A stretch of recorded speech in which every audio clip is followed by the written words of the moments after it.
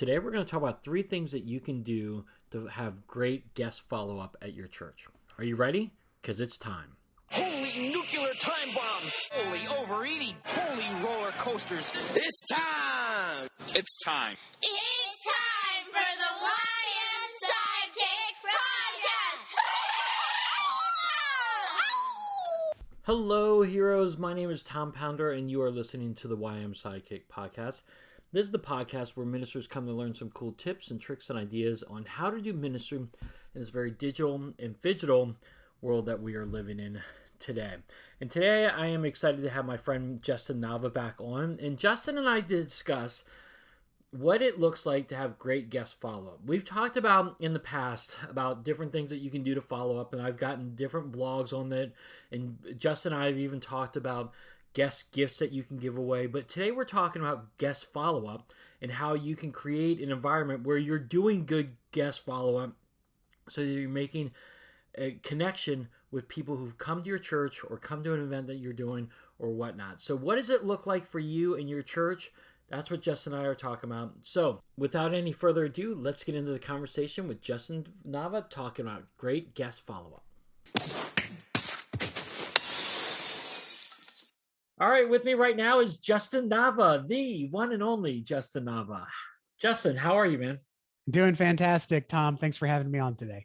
As always, it's always great having you on, and we always have great conversations. So I'm really excited about talking about this. But before we get into it, how is it's the fall time? Are you like excited? Is it what this year? Are you excited about this time of year right now? I love the fall. It is actually my favorite season. Really? Yeah, you are coming out of the warmth. We feel, you come out of, granted, I'm in Texas, right? So fall, it's only a couple months. It's not a full quarter of the year, but I mean, you're coming out of the heat. You're finally seeing some relief. You've got the excitement of holiday season coming. It's just when I feel like we're coming out of winter, it's like, oh boy, here comes the heat. Yeah. But when you're going into fall, you're like, yes, finally some relief. Yes, some relief. That is 100% true. And I love it that you just said, it kind of gave me a good little natural lead into what we want to talk about, because with the fall, there's lots of cool events that happen in the fall. And your church is probably going to be doing a variety of different things in addition to your Sunday stuff. So we're going to talk about guest follow-up and how you can do that effectively. But before we do that, I do want to give you a chance to introduce yourself again to anybody who maybe has never heard the tons of podcasts we have done together on this podcast. So share with everyone who you are, where you're from, and what you do. Well, hello, everyone in the podcast world. Thank you for taking the time to listen to this. I promise you I'm going to make this as valuable as possible for you and your church, because what we're talking about today, we could talk about marketing stuff all day. And in fact, you can talk about marketing stuff all day. But at the end of the day, none of it matters if you can't follow up with the people, because that's where true retention is. So my name is Justin with Mr. Church Marketer, and we get people talking about your church. It's what we like to say. I'm in Texas, Houston, Texas. I'm a born and raised Texan. So pardon me if some of that partner howdy yeehaw comes out. I'll try to keep it tame for you. And we are a full service marketing company. We want to see 1 million churches become the cornerstone of their community. And we do that by helping you get the word out. That's what we like to do. Yeah, that's awesome. And you're great at it. Again, when I first met Justin, he was just a website guy. He was just a website. Now he's so much more than that, and so I love it how multifaceted you are in that. How have you enjoyed working with Mr. Church Marketer? It is fantastic. It's one of those monumental moments in life where you realize you're doing so much work, and then you find someone else that's doing so much work, and you realize you could get 4 times as far by just partnering up and serving so many people. So like you said, I used to be a website, a little bit of an SEO guy, a little bit of consultant guy, and partnering with Mr. Church Marketer and just becoming one entity really allows us to serve churches so much better, because we now have a team of specialists. So if you got to deal with SEO, I don't have to try to learn new stuff or keep updated. I just need to learn how to grow your church and help you engage the community. And if SEO is going to do that, well, boy, we got a team member that's going to help. So it's just an amazing opportunity for us to serve your church even better. That's awesome. That is fantastic. I'll have links for Mr. Church Marketer and all of Justin's stuff in the show notes. So don't worry about that and finding it right now. You can just listen to the conversation as Justin and I talk about guest follow up. So let's get into it. What makes, I've talked about this on my blog before and just about following up on events, and it's really important to do that. But so let's just go in the basics. Why is it important to have a follow up strategy with for your church? You have to maintain yourself in the front of your guest's mind. You have to remember that as your church, your mission and vision, but your mission is not to get people to come to your church, is to disciple people, create a relationship, introduce them to the kingdom, make disciples that make disciples, all that good stuff. That does not end when you get them into church. And so oftentimes, and this is something that's been on my heart lately, which is why I'm not talking about websites, SEO, social media, posting Facebook ads, anything like that. It's like, goodness gracious, all the hard work we do goes to naught when you don't follow up with someone, because the first time you go somewhere does not guarantee you will come back. This is true with websites. This is true with churches. This is true with church events, church services. This is even true for the mall, the places you go to the mall. There is a reason why they are relentless when they keep sending you emails and text messages. And you're like, okay, fine. They're like, hey, there's a good deal. Let me go. Or you finally tell them, hey, I didn't really enjoy my time. And you give them a survey and you learn out about that. There's a reason why in the marketing profession, we don't end with the first visit. Not only that, we need to help guide people in their journey to Christ and in discipleship. And it doesn't end when they just come and we give them a gift and give them a phone call. There is a whole process that we can flow people into to make sure that we are properly equipping them and serving them. And it may not come out the first time. Tom, have you ever had a conversation with your daughters? Mine's 8, and I've already had a million of these where I say, what's wrong, hon? She's like, nothing. And I say, okay, because you look a little gloom. Are you sure everything's fine? Okay, do you want to go outside? No, I don't really want to do that. Why? What's wrong? Oh, I just want to stay inside. And then I finally say, well, why do you want to stay outside? She says, I'm not feeling well. It took me 4 tries to ask her what's wrong. And then she finally told me, because I asked a different way, because I asked multiple times. How many times does it work the other way, Tom, when your kids are younger and they demand something and you're like, no, and they just keep asking and asking, and you're like, fine, fine, you can have this for dinner instead. It works. The follow-up works. And so while they may come to church to check a box, they may come because it was Mother's Day, they may come because it was a free event, the relationship doesn't stop there, and it doesn't just start there either. Right? We continue to post on social. We continue to keep our websites updated as a form of follow-up. But the guest follow-up I want to talk about today is really that relational follow-up. It's continuing to nurture and develop the relationship. Imagine, Tom, going on the first date, coming home. Hey, hon, how was the first date? Great. We're married. What? That never happens. It shouldn't happen, at least. Yeah. Maybe a couple of times it works out. But it's very important to me. And so that's what I wanted to talk about today. That's why we need guest follow-up, is because people's minds aren't made up on the first time they come to your church. They're not made up when they come to your event. Maybe they're still questionable and they're not sure. You can't rely on algorithms and other things to catch them. You have to take initiative. It is your responsibility as a church, as a pastor, leader, minister, whatever, what have you, to follow up and nurture that relationship. Yeah, I actually like what you just said there, because then it makes me think too. It's like, okay, how many first dates did you go on where you're like, what do you think? And you're like, I don't know, but I'll probably go out with that person again. They're still undecided and it takes time and effort and whatnot to get that, to continue to nurture that relationship. And who knows, maybe, it probably, some of them end up in marriage, some of them don't, but it is that follow-up that's so important for you to do that. And because so many people are undecided after that first visit. They still don't know what to make of your church or your ministry after that first visit. So what makes for really good guest follow-up? What are some tips or pointers that you would encourage us to do? If you take nothing else from this podcast, or if you get distracted because your little one comes and asks you a question and continues the follow-up, I want you to understand this. And you'll hear me say this. If you follow me anywhere, if we've had a consultation, you'll hear me say this, and you'll hear me say this till the end of time. Communications, and in this case, guest follow-up, is not a matter of finding the right puzzle piece. It's about putting the different pieces together so you can see the puzzle in its entirety. And what I mean by that is you need a diverse set of tools, a diverse means of communication, basically multiple ways to follow up with someone, because you don't know what that final piece is where you put it in the puzzle and you're like, oh, it's a park. I thought it was a grassy hill, but now I'm starting to see people and it's a park and there's the lady with the umbrella. You cannot rely on one thing to get it done. It has to be consistent. It has to be multiple times, and it has to be in different ways. I can't tell you, Tom, one of the things when I first really started understanding the importance of guest follow-up was a couple years ago.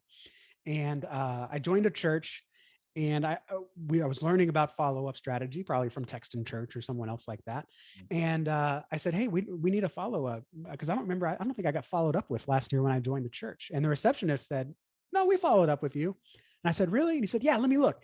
And he looked up in the church database and he's like, yeah, see, we sent you an email on whatever day. And I said, and yeah, I'm only here because I took the initiative. Yeah. And I followed up. In fact, I followed up with him several times. I said, hey, man, I love doing social media. I'd love to help out for the church. Didn't hear anything. Texted him again. Hey, I'd love to help out with this church. I noticed a couple of things I can do on the Instagram. Stopped by in the office, got his phone number, texted him throughout the week. What do you think about this idea? Until I finally got control of the church Instagram and blew it up. So, I had a follow up in that instance. So a follow-up strategy cannot be one email.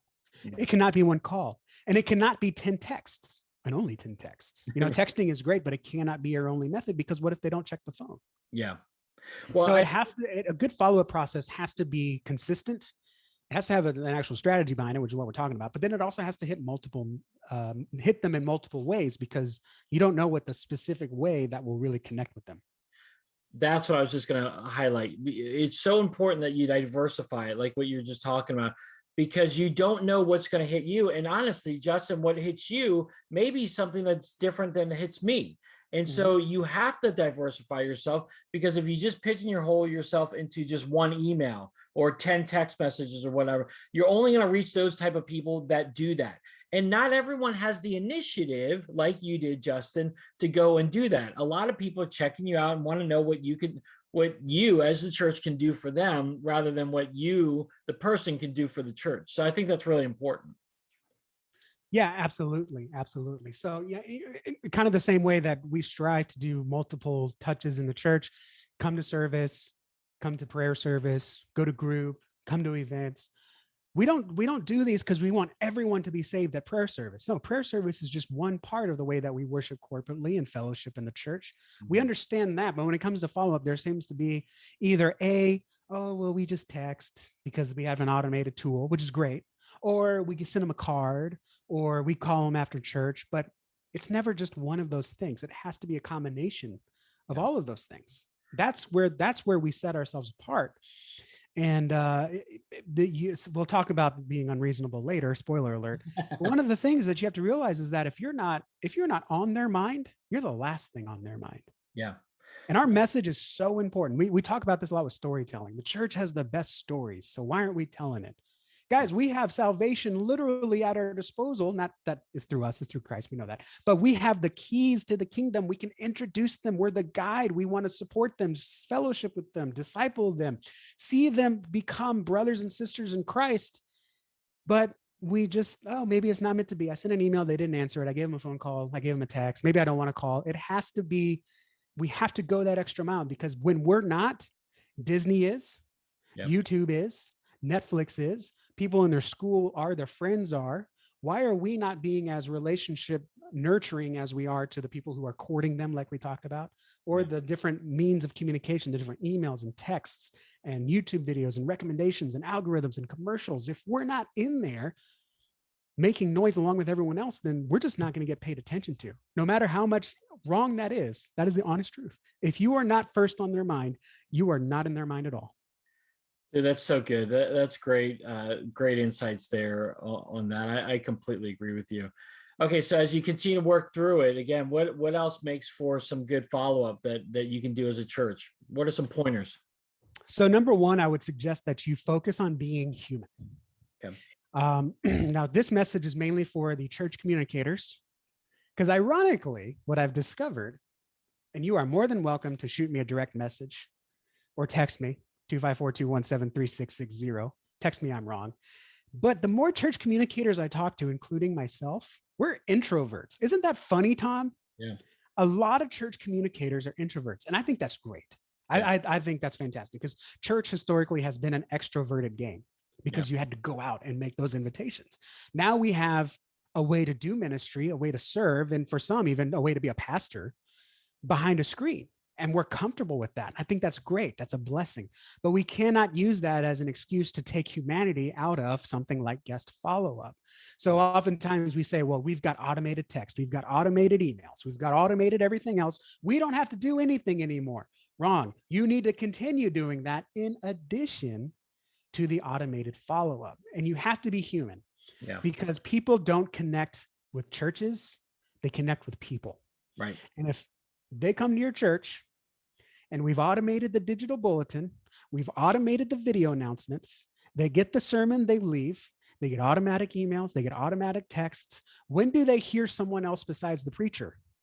When do they hear someone else besides a text message, an email, some kind of text representing a person in the church? They need to hear from the person in the church too. You have to be human. And along with that, you have to sound like a human. This is a big thing. And I've spent several years studying copywriting. The best copywriters know how to make your company sound like a human being. Yeah. It's not a matter of, hey, we're so glad you came. God bless you. We're excited. We want to invite you back. Tom, when was the last time you ever invited someone to your house and you said, hey, I want to invite you to my house? Yeah. No, you just say, what are you doing Saturday? Can you come over? Yeah. You know, I want to invite you. You are free to, Tom, you are free to come over to our barbecue this Saturday. No, dude, Tom, what are you doing Saturday? You want some barbecue? Yeah. We try to formalize. We try to formulate a formal means of inviting someone, and we lose our humanity in it. Yeah. We do this on our websites all the time. You hear me talk about web-splaining. Thanks for visiting our websites. We hope you find something you want to see. You don't say that stuff in real life. Be human. So when you send a text, for example, when you send a text, don't say, hey, you're invited to come to church tomorrow. We'd love to see you. No, you just say, hey, Tom, always personalize it. Don't say, hey, all. No one ever starts hey, all with a single text. Yeah. Right? Hey, Tom. Yeah. If you have to, I like, hey, friend or hey, neighbor, you know. Hey, Tom, love to see you at church tomorrow. Let me know if you have any questions. Yeah. That's it. You don't have to say, we invite you. We'd be happy to. You're invited to join us. Just be human. Same thing with the emails. We send lots of newsletters. When was the last time you just sent a plain text email from the pastor? Hey, Tom, I saw you turn in a Connect card. I tried to give you a call yesterday. Didn't get connected with you. Just want to say I appreciate you coming. And if you have anything else that you need, we are here for you 100%. Send me an email here any time of day or call our church during these hours. We'd love to connect with you and see how best we can help your family. Instead, we get an automatic message. Thank you for joining us at this church. You are invited to come to this event. Maybe you want this, click this. Maybe you're interested in this, click this. Do you have kids? Click no. Yeah. Just a simple text email, just a simple text. Be human. Text them like you would text your friend. I love that. Because I think you're right on that. Again, I know, and just a lot of conversations I've had with different people, you know, there's a lot of times that people will say, hey, well, you ask, do you like your church? Well, it's okay, but I love the community. Like, oh, do you like the pastor? He's okay, but I love my life group. Because there's a human element to it, of that. There's that connectedness to it. And if everything that you send out as your follow-up is, you know, typed stuff and form letter type stuff, it's not going to be as effective if it's a personal note. And the simple fact that I would say, maybe handwrite notes to people and do personal phone calls to people. In the very beginning stages of COVID, we were literally calling through people in our church, just calling and checking in on them and following up with them and seeing how they're doing. And that was really effective. And we stopped doing it. I mean, then we started getting, we got to do it this way. But the phone calls were really, really effective. Absolutely. People are desperate for human connection. And if the church is not there reaching out saying, hey, we can now hug, we can now shake hands, we can now be in the same room together even. Yeah. Other people are. Yeah. The YMCA's meeting, the gyms are opening. They're finding community elsewhere, but they're not getting sharpened by other iron. They're getting dulled by other rocks. We need to be, man, I should be recording this I like too. that. Can you That's send me a good. copy of this? The other, just remember, when you're not reaching out into someone's life, someone else is. Yeah. And you have to do, we as a church have to try that much harder, because we are resting on our laurels when we used to be the cornerstone of the city. Mhm. I mean, even when our pastors were kids, they'll tell you stories. There were no cars in the driveway on Sunday morning. Restaurants didn't open on Sunday till 1 p.m. So the world has changed, and we need to not only change with it, we need to change ahead of it and stand out. Because when you stand out, what am I going to say? You're going to be first in their mind. They're going to be thinking of you. It's funny, Tom, the more I post on social media, the more unreasonable I am. People say post 1 or 2 times. I'm going to tweet 10 times a day. I'm going to post 3 Facebook posts a day. It's funny, the more times that I post on social media, the more people think of me and refer me as a business, because I'm on the front of their mind. Your church can be too. Yep. And that kind of leads me to my next point. Can I go to my next point? Go ahead. You own this conversation, man. Go ahead. Look at me. I am the captain now. That leads me to my next point. Okay. You have to be unreasonable. We're too nice as church people. I cannot tell you how many times, and you got to be honest with yourself, listener. James, I know you're listening to this. Yeah, well, there's only one listener, and it's James is probably everyone here has tried to be the nice guy and tried to shut down a conversation we didn't want to be a part of by saying, you know what, let me pray about it. I need to pray about it. Yeah. That's a crock. Yeah. Now, there are things that we pray for. There are things that we have been praying for, but we need to be honest with ourselves. If we don't want to do something, just say, I don't want to do it. If you do want to do something, just say you're going to do it. You don't have to procrastinate through prayer, and you don't have to use prayer to procrastinate. Yeah. To me, that's unreasonable. But we are often too nice. I mean, I would rather you tell me, hey, I don't want to go to your church. I would rather you tell me that than say you're going to pray about it, because that just leaves me in limbo, and I'm spending more time with you when I could be spending time following up with someone else. I know that's going to sound harsh to some people, but we have to be unreasonable. And so what we've done is we've kind of said, well, people don't like email anymore. People don't like phone calls. So now we're just going to text. Okay. Yeah. I say do it all. Yeah. And it's tough. And you do have to rely on some automation. You do have to rely on something like the phone, handwritten letter. I got a whole stack. I don't know, Tom, if you have the video of this, but I got a whole stack of greeting cards and stamps right here that I send out to people as part of my follow-up. So, you have to be unreasonable, because you never know what that one thing is going to be. I do not have 5,000 invite cards, or in this case, business cards, because I think every card is going to bring someone to church. I'm going to hand out 1,000 and one of those is going to work, but I can't just hand out one and rely on it to work. I have to work at scale. Yeah. So we have to rely on scale of communications to A, be at front of mind, and B, eventually hit that person in the moment where they finally tell us what's wrong, finally tell us how we can serve them, finally tell us what they're stumbling with, or finally tell us, hey, I went to another church. Now we know we can scrub you off our roll. How frustrating is it when you've got someone on your church roll and they haven't been there for 4 years? Yeah. Deacon spending time trying to call them. They're killing your stats on the back end if that matters to you. Yeah. I mean, it's frustrating. So I say, as part of your guest follow-up, be unreasonable. It's not reasonable to call people today. Call them anyways. Yeah. A voicemail is great, Tom. You know what a voicemail does? Gets you to call me. Yeah. I can't tell you how many times I've called people that I know don't like talking on the phone, but I leave them a voicemail. They call me right back. They don't even listen to the voicemail. iPhone transcribes it. Yeah. And I say, oh, Justin called. Let me call him back, see what he wanted. Right. Yeah. That's okay. And guess what? The voicemail doesn't work. That's okay. I've sent them emails. They don't check their emails. That's okay. I've sent them texts. Yeah. They don't have a phone. That's okay. I'm sending them a letter. Yeah. They don't have a mailbox. That's okay. I went to their mom's house, brought some chips and salsa. Let me tell you, a church plant at a couple of towns I used to live ago, they would do visitations. This is back in 2016 when we were phasing all this stuff out. They kept going. And they not only showed up and said, hey, we're here to meet you. They brought chips and salsa. We're in Texas, so that was a thing, Hey, we got some chips and salsa. You want to come out? We got some patio chairs, or we can come inside if you want. And 4 out of 5 people would say no thanks. 4 out of 5 people weren't home.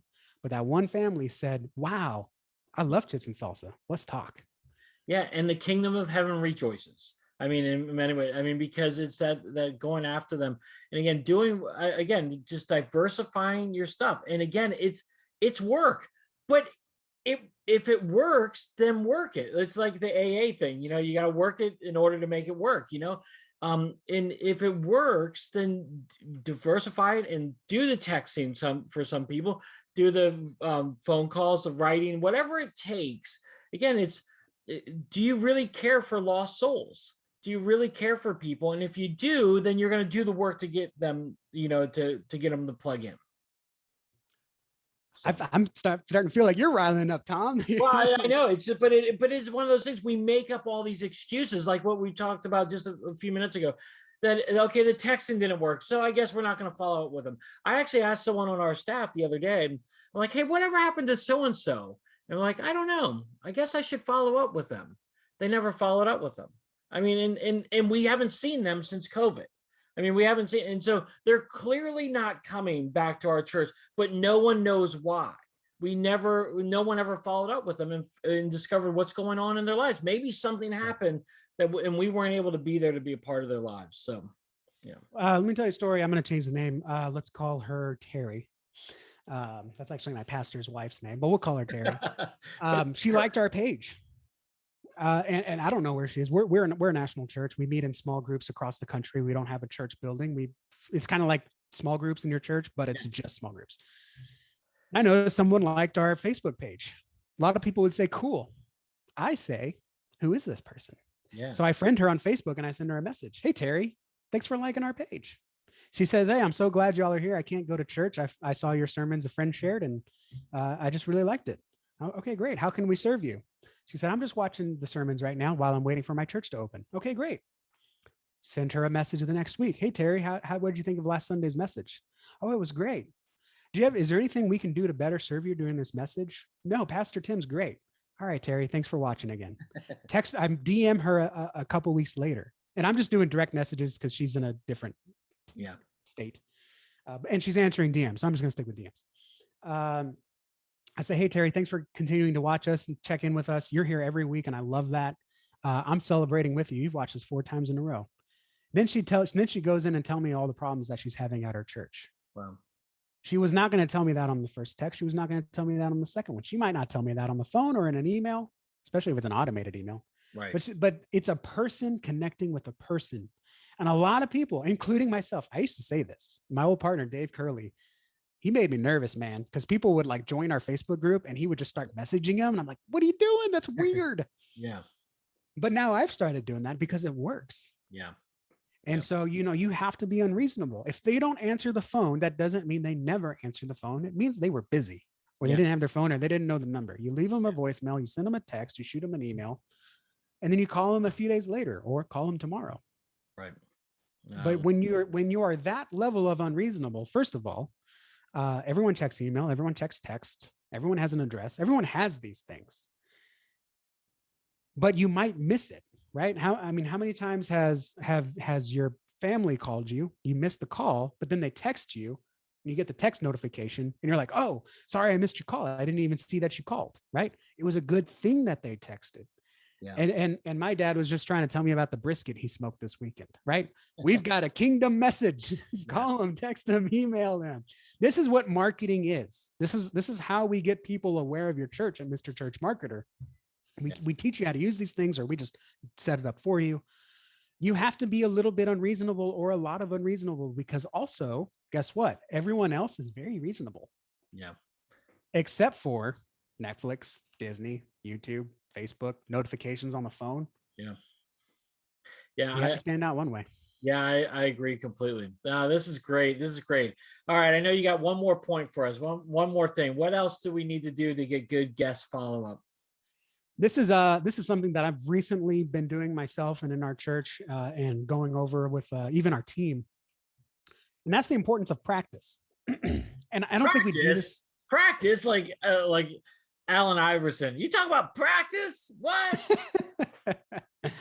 The importance of practice. I think too often we get our greeter teams and we say, go stand by the door and hand out bulletins. And they stand by the door and hand out bulletins. And then you say, why aren't you greeting people? Or then you tell them, say good morning. And they only say good morning. Hi, how are you? Yeah. They don't know how to talk to people because they signed up for greeters and you only told them that much. Or you tell people, hey, make a phone call. We're going to start calling people on Mondays. Hey, Bob, Tom, start calling people on Mondays. Yeah. Those calls are going to be really awkward because you have no idea what to say or how that call is going to go. You don't even have a script. Right. And not saying that you need a script, but just practice. Let's practice right now. Tom, you're going to be the guest of our church and I'm going to be someone from the church calling you. Okay. Sound good? Okay. Ring, Sure. ring. Hello. Hey, Tom, this is Justin with Crosswaves Church. Good afternoon. Hey, Justin, how are you? I'm doing fantastic. Thanks for asking. I just wanted to follow up. It's Monday. We had you at church yesterday. We had your daughters in our youth group. I just want to say thanks for coming. That means so much to us. Let me ask you, what did you think about service? I thought it was good. I like worship, and so I thought the music was pretty good. It's kind of my cup of tea. And the sermon was good. I got a good application out of it today. Awesome, man. What brought you to our church? Can I ask that? One of my daughters got a flyer from one of the kids in her school. So she just wanted to come. Cool. I'm gonna tell our youth director James. We're just picking on James. I'm gonna tell my youth director James that those flyers, hey, that did something. I'm very happy for that. Tom, is there anything that our church can do for you this week? Do not hesitate to ask for anything. We are here to serve you. Just a little bit of if you could just pray for our family. We're going through a tough spot right now. Okay. Well, definitely. I tell you what, let's pray right now. Is there anything specific? Would you want to get specific? Nah, that's okay. Yeah, Okay. Okay. Yeah. Is it okay if I pray over the phone with you? Yeah, sure. All right. I would pray. God bless you, Tom. If you need anything else, this is my personal number. You can text or call me here. Okay. Great. Thanks, man. Man, I appreciate you. God bless. I hope to see you again soon. Cool. And then I'm going to text you on Thursday. Hey, man, prayed for you again today. God bless you. If you have any problems or any questions, just let me know. I'm going to text you on Saturday. Hey, I'll be at church. I'm going to be sitting on the second row. Love to have you and your family sit with me if y'all are coming. You know what I'm saying? I'm gonna, and then maybe pastor's gonna call you on Tuesday. Hey, Justin told and the thing is, guys, some of y'all are saying we're a small church, we can't do this. Guys, Stephen Furtick, I bet, would do a whole lot more to be able to follow up like this because he can't. He's a pastor of a mega church. He can't follow up like this. He can't have coffee with every guest that comes into Elevation. You pastor in a church of 70, when you have a guest, you have the time to send them a text message, send them a video text message, invite them out to coffee. You have so much more privilege as a small church to connect on a meaningful, personal, human level with your guests than any church of any pastor would love to give in a church of 500. Or, I mean, I can't even imagine. You've got 3 guests. Pastor only knows you can follow up with 1. Right. So we have to use these tools to our advantage. And if pastor can't do it, someone in the church has to. And if you're listening to this and you don't have something, my prayer for you as soon as we get off this podcast is I'm going to pray for you that you find a way that you can be that person. And again, you can follow me on Facebook, send me a DM or shoot me a text 254-217-3660. I'd love to help you get through that because this is so important. We've made a lot of mistakes as a marketing agency. And one of the things that we've done is we've done a really good job of sending people to church. And the church did not have an assimilation, onboarding, guest ministry, first impressions ministry. And those people felt worse than before because they took that step, came to church, and no one cared about them ever again. Yeah. There has to be something to be done with that. It does. And we have to put a lot of effort into it and get that team organized and a good volunteer team. And I love what you just said. Practice. The only way someone's going to feel comfortable about it is if you practice and if you model it to them. I like what you said earlier, like, hey, go over there and just hand out, pamphlets or whatever it is, brochures. And then they do that because that's what you told them to do. But you didn't tell it. You didn't cast the vision. You didn't encourage them to practice. Mm-hmm. Take some time to do training as a team. Give them pizza. Give them ice cream. Whatever it is, it's going to work for them. It's incredibly awkward. But with the greeter ministry, what I love to do is I'm going to go outside. You're going to stand by the door and give me a bulletin. And then we do what I call level 1 practice. I'm going to be the perfect church attendee. Hey, good morning. Welcome. Take the bulletin. Thank you so much. Yeah. And then you do it again. Hey, thanks for coming. Take a bulletin. Thanks. Where's the restroom? Yeah. Then you find out if they know where the restroom is, because I'd rather them not know where it is with me than not know where it is with someone who's about to have an accident. Yeah. Where's the nursery? Where can I find so-and-so? Like, practice these things. And then you could even practice being a jerk. And I guarantee you, if you practice being a jerk, no one is going to come into your church as jerky as you practice to be. And if they can do, it's kind of like practicing shot put with a heavier shot put or a heavier discus than what you're actually going to compete with. And I'm not saying just practice being a jerk, but that also builds confidence. Doing a practice call, just like we did it. If you do that one time, you're going to feel pretty good about it. You can do it again. I love it, man. This has been very helpful. Again, just to recap a little bit, be human, be unreasonable, and practice, practice, practice. Yep. Justin, as we kind of wrap up here, what else would you encourage us with as we kind of wrap up? Just remember, just like I said, it takes multiple puzzle pieces. I can hold up a blue puzzle piece, and I don't know if it's the ocean, someone's jeans, or the sky. I got to put more puzzle pieces in there. And someone could get one puzzle piece of your church, get a text message. We were so glad you're here. I don't know if you meant it or if that was automated or if everyone gets that message. But then I get an email. Hey, this is Pastor so-and-so. This is Kids Pastor so-and-so. I wanted to thank you for trusting us with your daughter. We had so much fun. Here's a picture. Oh, now I got two puzzle pieces. I see a little bit of white in there. Maybe it's some ripped jeans. Maybe it's the sky. Maybe it's the ocean and that's a wave. And then I get a phone call. Hey, this is Pastor. They gave me your information, said you came and visited us. Just wanted to see if there was anything that we are short on. If I'm looking for problems, tell us, how can we serve you better? Okay, now I got another puzzle piece. There's some green in there. Maybe it's the grass. As you add puzzle pieces, I start to get a bigger picture. If you are trying to love me, one text message or 10 text messages and text messages alone may not communicate that. But I know that if I don't answer my phone when my dad calls and I don't answer his text, after a day or two, he's going to come to my house and make sure I'm okay. That's what love is. And so we have to be unreasonable in a reasonable society and say, gosh, we love you. We want to be there. We want to see you succeed. God wants to see you thrive.